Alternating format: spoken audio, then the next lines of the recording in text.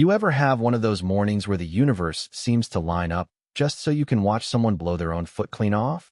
That was me, 6:17 a.m., squeegee in hand, perched up on my ladder cleaning solar panels, when the whoop-whoop of cop cars shattered the peace like a dropped plate. Gravel crunching under their tires, blue lights strobing across the front of my house. And there she was, Brenda Kessler, president of the HOA, arms crossed by her spotless BMW, grinning like she'd just won the lottery on my front lawn. I climbed down, hands dripping soap, looking at two officers who stood there with that "we'd rather be anywhere but here" posture, while Brenda just soaked it up, so sure she'd finally run the last good neighbor out of town. But see, Brenda had no clue what kind of mistake she'd just made.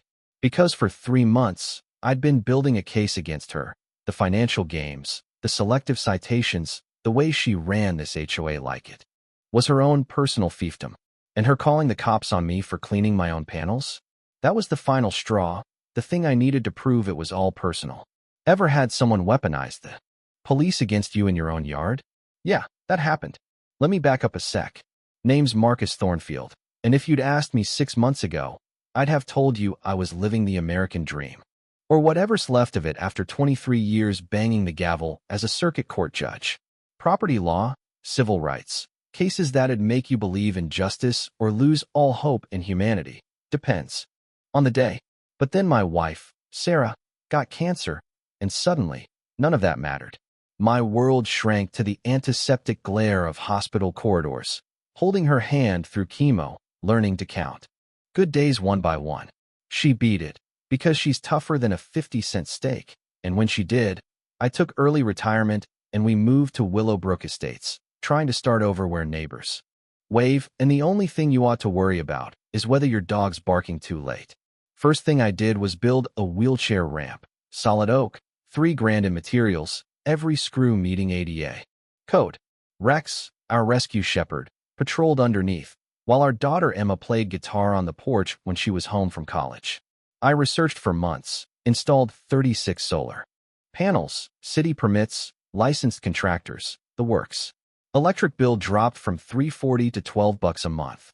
I was proud of that. Then Brenda entered the picture. Woman measured grass with a ruler, quoted HOA bylaws like scripture, and drove her white BMW up and down the street looking for something, anything, to write you up for. The first citation showed up before the paint on the ramp had even dried. Aesthetic violation, it said. Fine, $150. Next day, unpermitted modification for the ramp. Another $150.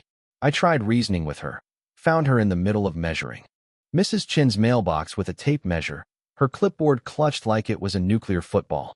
This community has standards, Mr. Thornfield, she said, that smile colder than hospital jello. I told her the ramp was ADA compliant.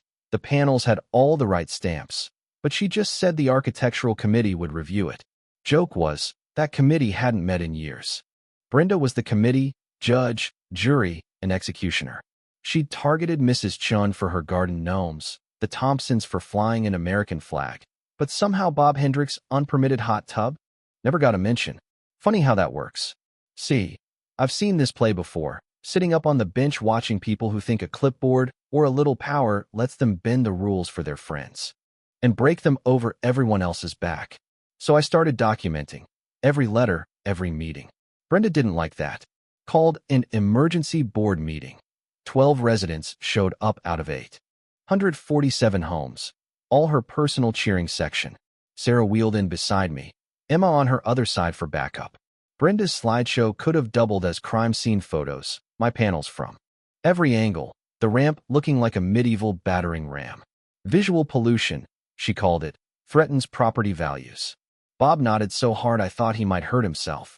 Mrs. Chun, bless her, piped up, it's just a ramp for his wife's wheelchair. But Brenda's crew shut her down.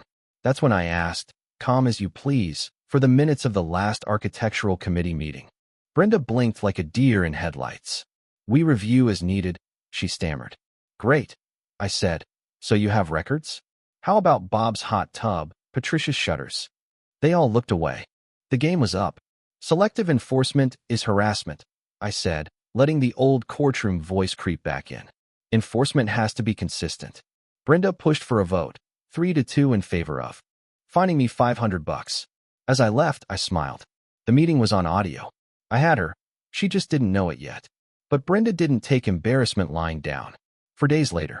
A legal envelope, 3 pages of lawyers speak, threats of liens, foreclosure, legal fees. But I'd written more court orders than Brenda had filed grocery receipts. Sarah laughed. She's flexing with a real estate lawyer? That's like hiring a baker to do brain surgery.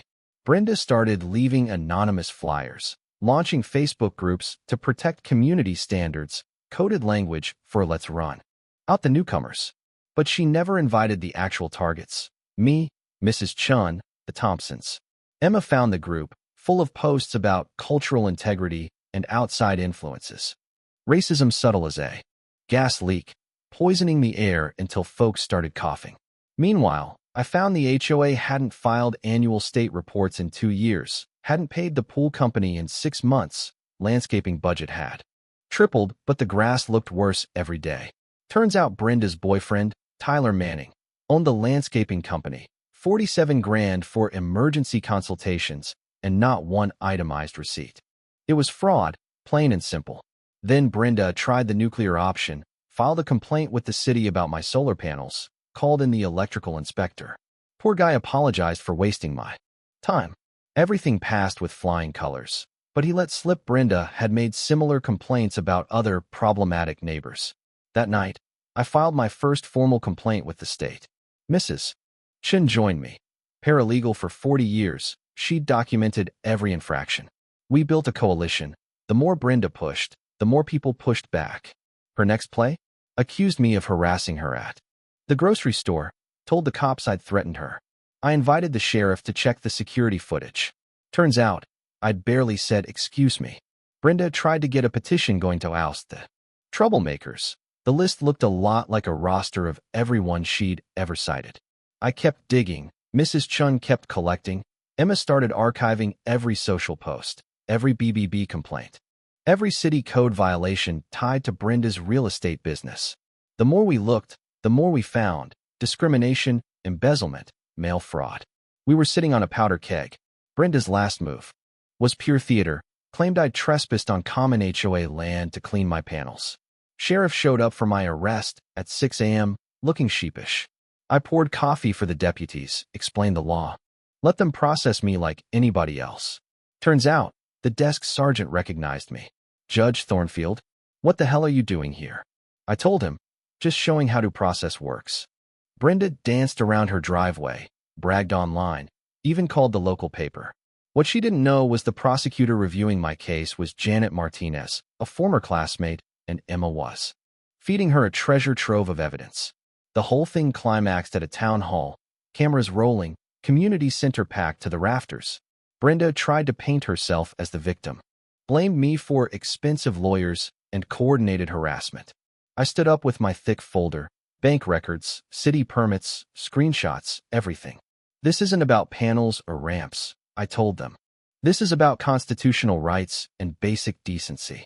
I revealed my hand, 23 years as a circuit court judge, specializing in civil rights and HOA law. The room went dead silent. Then erupted. The county prosecutor stepped up, confirmed criminal investigations were underway. The board called for a no-confidence vote. Brenda was out, 119-8. Justice fell like dominoes. Brenda's real estate license suspended, criminal charges filed, bogus fines refunded. Our solar panels and ramp were approved. Insurance covered legal fees. And the new board started listening to actual residents.